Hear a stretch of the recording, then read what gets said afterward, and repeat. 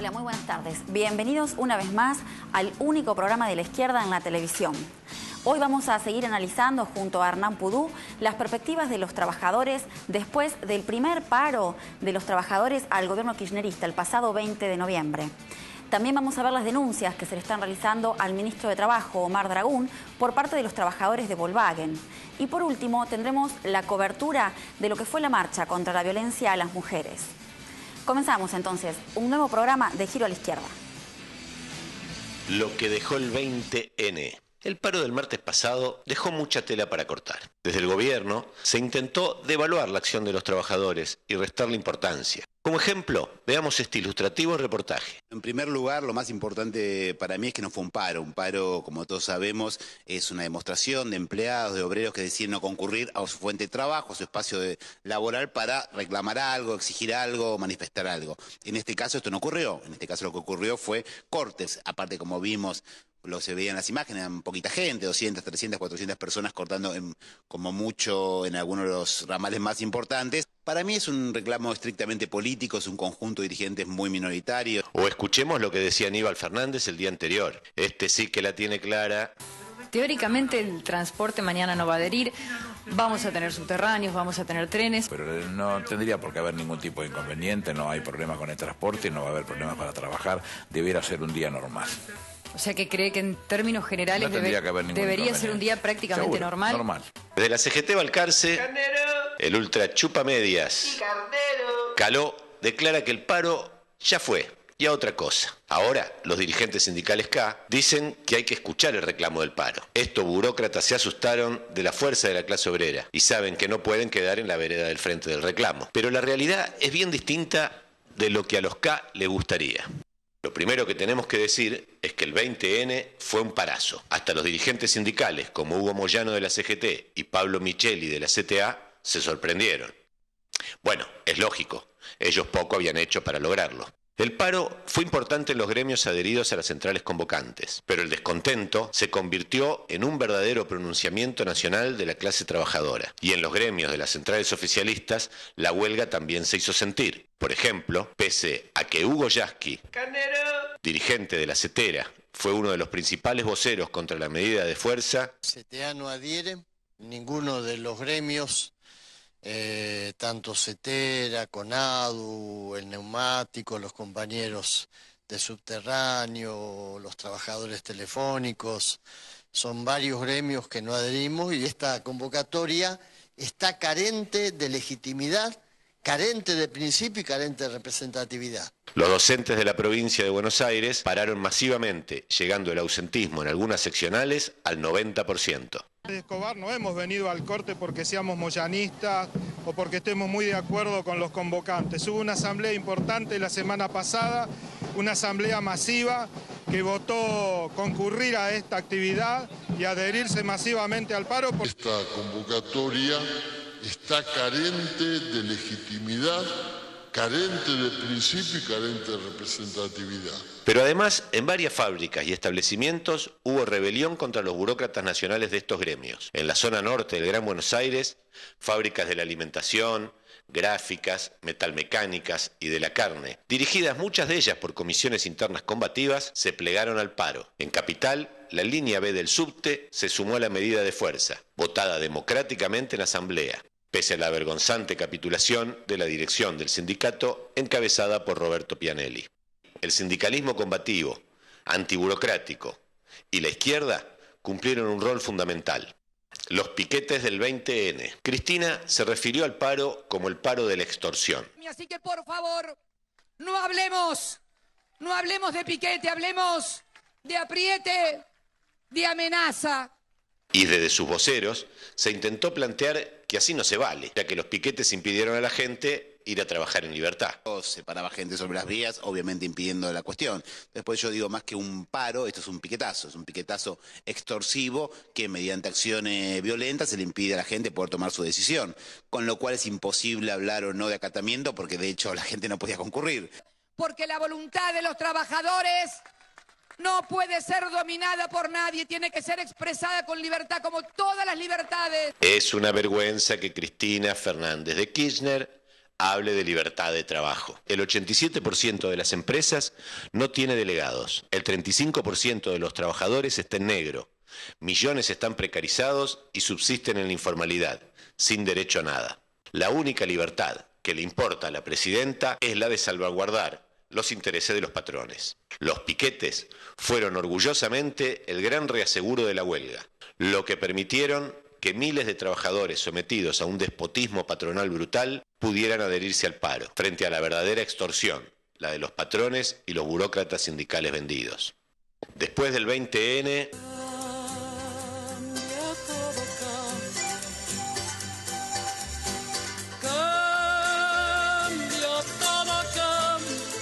Sin sucesión a la vista, está abierta una crisis en el partido de gobierno. Mientras las clases medias salieron a la calle con un programa funcional a la oposición patronal, ahora es la clase obrera, con sus propias reivindicaciones, la que impacta con sus métodos de lucha. Una acción que en dinámica choca con los programas de las fuerzas políticas capitalistas. Continuará.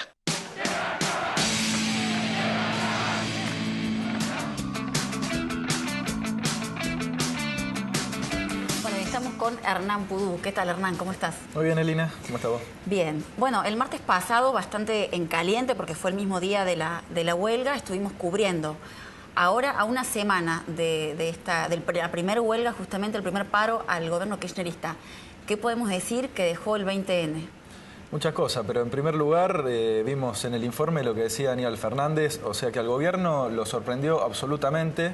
No se animaron, por ejemplo, en los distintos cacerolazos, decir que iban a ser minoritarios, etcétera, y sin embargo muestran su carácter completamente gorila y antiobrero, que nosotros venimos diciendo, es un gobierno muy parecido al Frepaso y que tiene muchos personajes como Abal Medina, que fueron parte de la alianza y fueron tan antiobreros como este gobierno. Bueno, lo escuchamos a Aníbal Fernández diciendo que el transporte iba a ser absolutamente normal, o sea que en primer lugar le cerró la boca al gobierno la capacidad que tuvieron los trabajadores de parar y paralizar sectores importantes de la Argentina. Sí, ahora también escuchábamos a Abal Medina, la misma presidenta, diciendo que estos eran piquetes extorsivos. Más allá de que obviamente el intento de minimizar el alcance del paro, esto es una nueva forma de habilitar con el discurso la represión a los trabajadores, a su derecho a expresarse libremente en las calles. Cristina, en distintos discursos y el gobierno vienen habilitando y vienen haciendo acciones como la ley antiterrorista y los distintos procesamientos que vemos a los sectores que justamente vemos que se manifiestan en este paro, que son los sectores combativos del movimiento obrero. Ahora, lo de Abal Medina, tranquilamente podríamos sacar la imagen de Abal Medina y poner a Pagani, poner a cualquier empresario, poner a Roca, poner a Techín, poner a Mendiguren, porque es exactamente lo que dicen. O sea, defender el derecho al trabajo es defender el derecho de los patrones a explotar a los obreros. En todo caso, se puede hablar del derecho del trabajador a trabajar, pero jamás hemos escuchado en boca de ninguna corriente que se diga que tiene alguna ligación con el movimiento obrero hablar del derecho al trabajo. Eso es absolutamente patronal. Y ni hablar de las declaraciones de Cristina, pero para eso le queríamos responder con una opinión un poco más autorizada. Sobre el derecho al piquete. Ninguna huelga se mantiene ni triunfa sin la existencia de los piquetes. Ellos son el vigor de la lucha, el fuego de la primera línea, las brigadas de avanzada en el ataque. En el piquete pueden estar el joven y el viejo, contagiados de la misma fiebre audaz. Esta línea avanza al encuentro del traidor y lo domina. Busca al equivocado y lo convence, y lo empuja al lado de los camaradas. Del piquete depende la huelga. Los piquetes siguen su trabajo indetenido, con la conciencia de que ellos son los que dan y seguirán dándole temple y filo a la huelga. Rosa Luxemburgo, en el año 36, en el periódico Espartaco. Decía una voz autorizada, ¿no? Una mujer que luchó y dio toda su vida al lado del movimiento obrero y que puede hablar de algo de los piquetes sabía, y no Cristina Fernández Kirchner, que dicho sea de otro paso, tiene la arrogancia de haber planteado que los piquetes de los 90, es decir, en Cultural Co. y los que vimos en el 2001 eran diferentes a esto.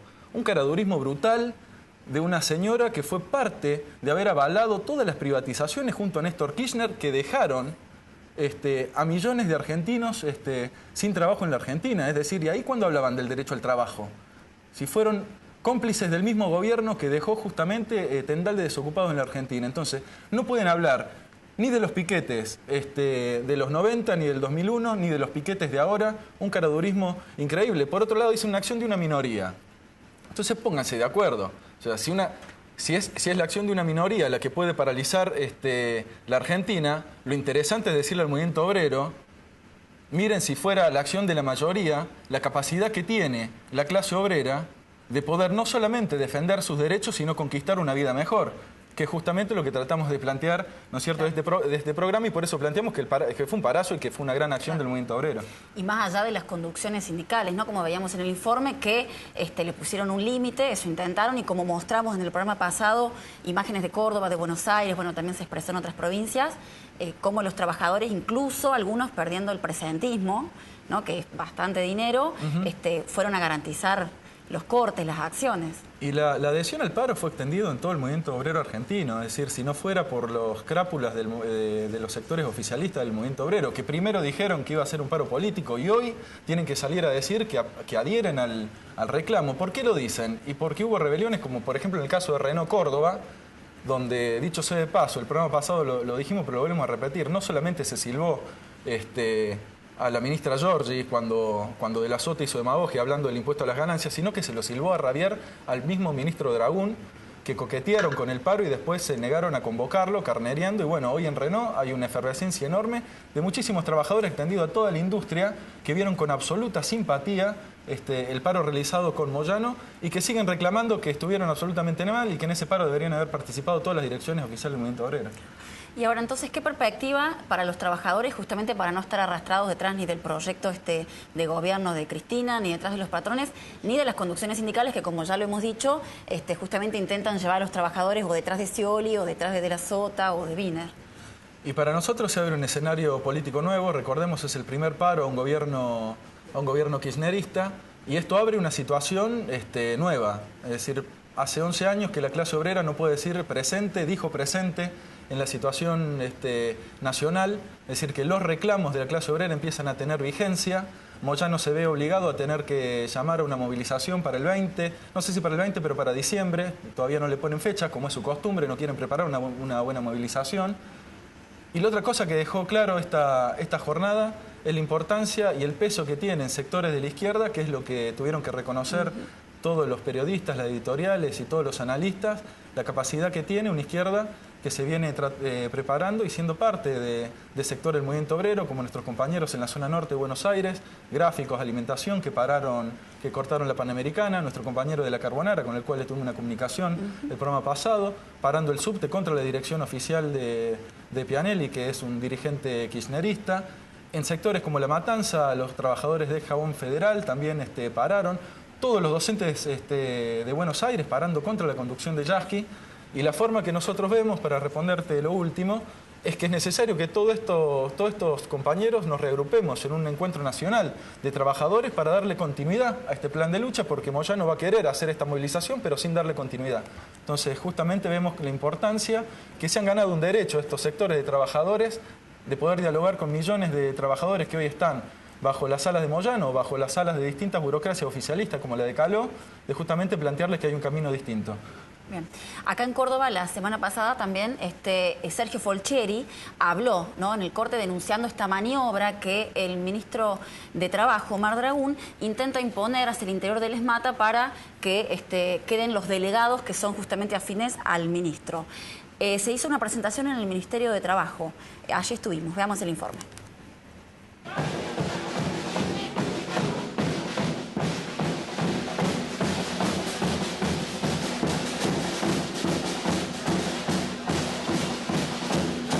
Hace 8 años que soy delegado en Volkswagen, ¿no? Y hasta el 15 de noviembre, donde se dan las elecciones que convoca el ESMATA con Omar Dragún digitando las elecciones en forma ilegal, antiestatutaria, toda una forma para poder eliminar el único cuerpo delegado opositor que tiene acá dentro del ESMATA Córdoba, Omar Dragún.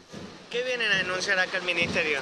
Y lo que venimos a denunciar es que fueron tan amañadas y tramposas las elecciones que, habiendo la lista 2, la lista opositora, ganado por 21 votos, en las 3 plantas, que las 2 plantas más grandes hemos ganado por 40 y 22 votos respectivamente, 40 votos en mi planta, o sea, hemos sacado una diferencia interesante, ¿no? Y solamente perdiendo en la planta más pequeña y más nueva, con el miedo de los chicos contratados, donde son un número muy importante, a perder el laburo con una campaña de amedrentamiento de la gente de Dragún y de Miranda. O sea, perdiendo en una de las 3 plantas, perdemos la mayoría de los delegados. Creemos que no se respeta el voto, no solamente creemos, sino que la ley nos avala desde el punto de vista de la ley de asociaciones profesionales y el estatuto social, donde los delegados los tienen que elegir la gente, individualmente y por sector. Ha hecho una maniobra totalmente antidemocrática, ilegal, tramposa, como para eliminar Dragún, la única voz que hay dentro del cuerpo delegado que se opone a sus políticas y a su alineamiento político en el ESMATA Córdoba. ¿Qué representa esta mayoría que tiene ahora Dragún dentro de la Volkswagen? La mayoría son todos chicos y chicas nuevos, pero lo que pasa es que representa la vieja política del sindicato. Ya, o sea, la vieja política del sindicato que no responde para nada al deseo de los compañeros. Nosotros en 2 años nos hemos cansado de hacer asamblea, de consultar a los compañeros. Ninguna medida la tomábamos sin que lo decidieran ellos. Los contratados los defendíamos y no eran, como dice el sindicato, personal eventual. Son familias de trabajadores. Siempre mantuvimos esa unidad. Eso es lo que quieren terminar en Volkswagen. El otro día hubo un acto en Renault donde lamentablemente los medios cuentan una parte, ¿no? Y no cuentan que al secretario general en licencia, Omar Dragún, fue silbado por la inmensa mayoría de los compañeros de Renault porque las bases del ESMATA no se sienten identificadas, con la conducción de Dragún, no se sienten identificadas con sus favores políticos, con que sea ministro de Trabajo del gobierno de la Sota. No estamos de acuerdo. Se lo hemos dicho, se lo hemos expresado de distintas formas, pero él responde más a intereses del Partido Peronista de Córdoba que a los intereses legítimos de los trabajadores a los cuales tiene que representar. En ese punto queremos dejar claro que nuestras bases, los compañeros, no quieren más un sindicato alineado políticamente con el ministro de Trabajo, Omar Dragún. Y están muy enojados, que en el último paro del otro día los compañeros de Renault protestaron mucho porque Dragún habla, pero después hace caso omiso al deseo de las bases. La fábrica ha tomado nota que el gremio nos ha robado la elección y que nos ha metido en una discusión interna muy grande y ha empezado ya, por ejemplo, nos despachamos el viernes pasado con 2 compañeros despedidos. Mientras también ha tomado nota, o sea, en esta pelea interna donde el paro nacional que nosotros el 27 de junio no solamente participamos, sino que cortamos la calle por iniciativa de los compañeros votados en la asamblea. A diferencia de esto, en este paro, nuestros 2 compañeros vimos con todo orgullo ver a los compañeros de cargo cortando la calle, pero con una bronca bárbara porque el sindicato se negó a hacer asambleas y nos metió en esta discusión interna cuando tendría que ser claro, los delegados los eligen los trabajadores, no los dirigentes.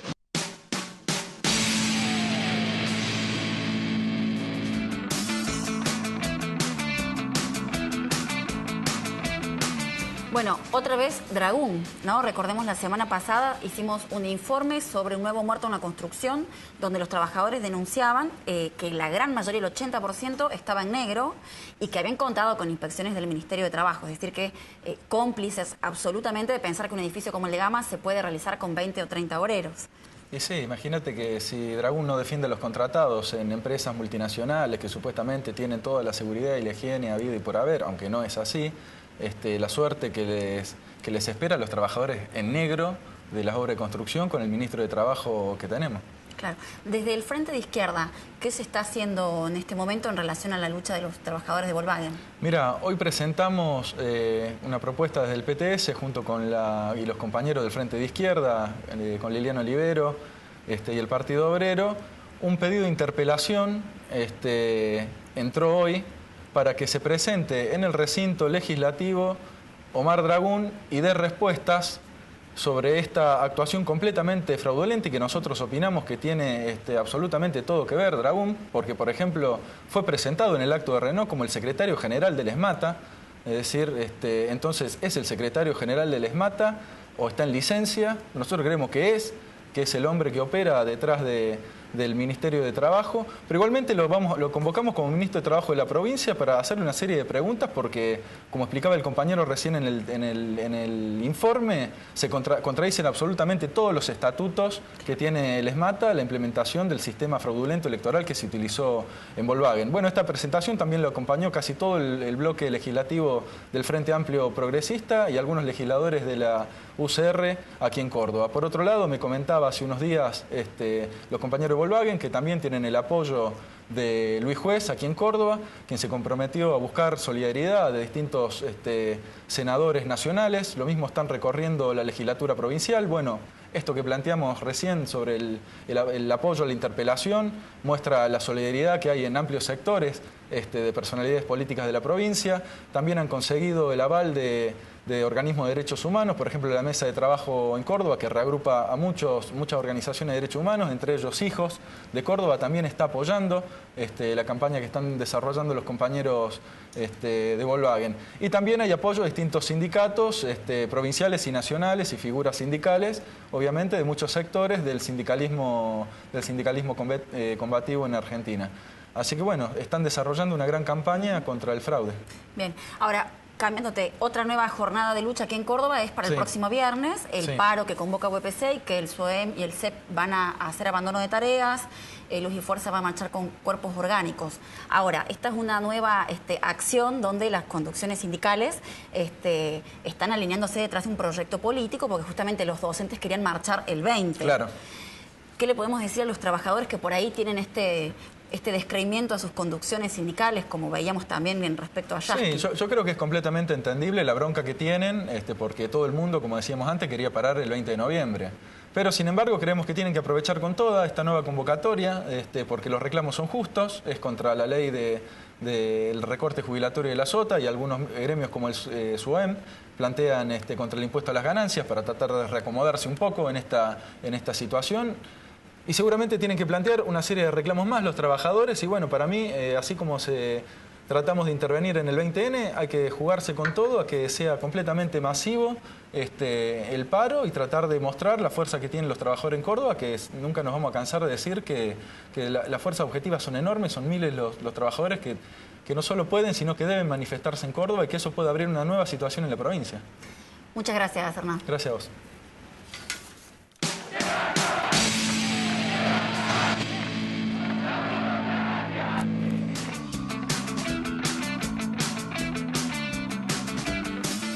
Bueno, este fin de semana hubo 2 nuevos casos de violencia hacia las mujeres. Una joven de 24 años perdió la vida y otra de 19 años se encuentra en estado grave. Ambas atacadas por sus exparejas. Y es que en la Argentina una mujer es asesinada cada 30 horas. El femicidio, que es la forma más brutal de violencia hacia las mujeres, que se expresa, es el último eslabón y se expresa justamente en el ámbito doméstico, privado, pero que se origina y se justifica, se reproduce en el ámbito público por la clase dominante, su Estado y sus instituciones. Las fuerzas represivas, la Iglesia, las escuelas, los medios de comunicación que históricamente han subordinado a las mujeres a un grupo social diferente, en desigualdad con respecto a los varones. Nos movilizamos este viernes pasado, mujeres y varones, para decir una vez más, basta de violencia hacia las mujeres. Yo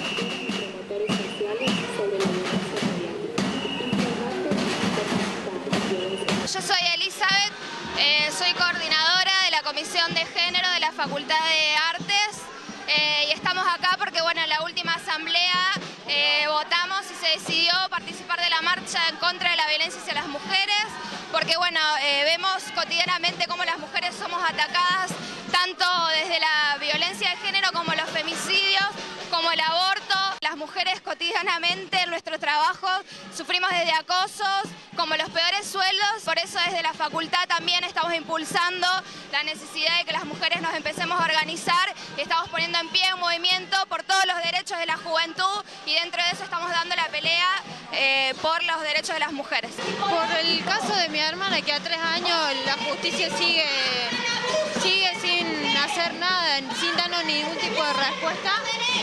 ¿De dónde está? El caso sigue igual como si lo hubiéramos denunciado hoy. No nos da ningún tipo de respuesta. Marcho por eso. Una vez más, exigiendo al gobierno nacional que de una vez por todas reglamente la Ley Nacional contra la Violencia de Género y le imponga un presupuesto. Mientras todos los días se nos mueren las mujeres, las leyes son letra muerta. Por lo tanto, hoy esta multitudinaria marcha dice no a la violencia de género.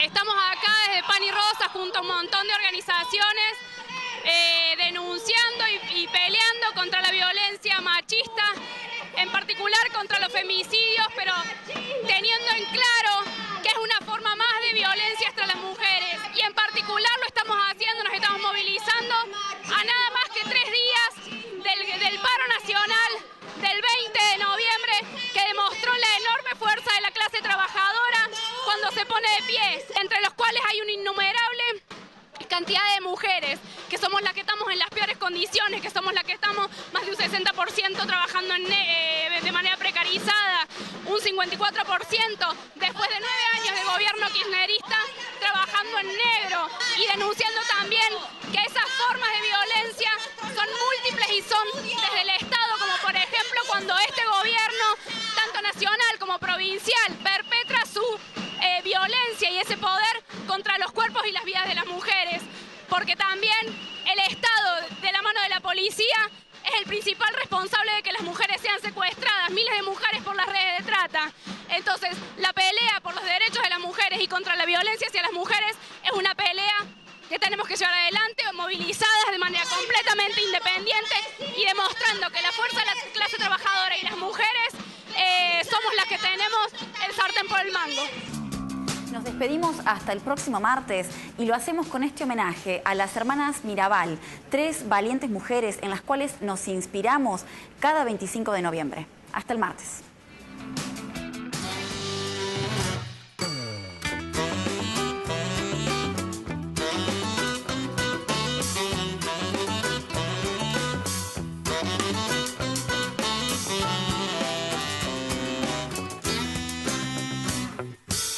Mariposa que le tocan las alas no vuelve a volar.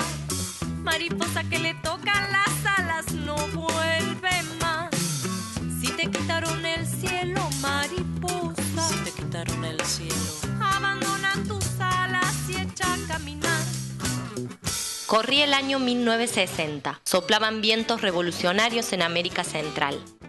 En República Dominicana, Minerva Mirabal evaluaba la conformación de un movimiento para derrocar al dictador Leónidas Trujillo. Fue una de las fundadoras y dirigentes de la agrupación 26 de junio, creada en enero de 1960. Ella, junto a un centenar de miembros de la agrupación, fue encarcelada ese mismo mes. Fueron sometidos a terribles torturas y algunos murieron.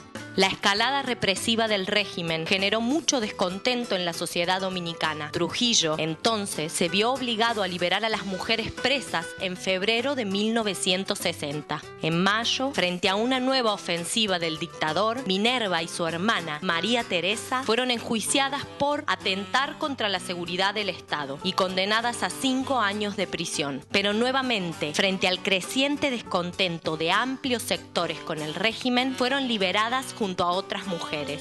Finalmente, el 25 de noviembre, Minerva, Patria y María Teresa Mirabal fueron a visitar a sus esposos detenidos en la prisión de La Victoria. Pero al regresar a su casa, cayeron en una emboscada y fueron asesinadas por los sicarios del dictador a garrotazos. Las hermanas Mirabal tenían un nombre de guerra, las mariposas. El Estado dominicano, bajo la mirada cómplice del imperialismo yanqui, pretendió cortarle sus alas para siempre, pero fracasaron. Su valor para combatir ese régimen infame que sumergió en la miseria a los trabajadores y al pueblo dominicano fue y es fuente de inspiración para miles de hombres y mujeres en Latinoamérica.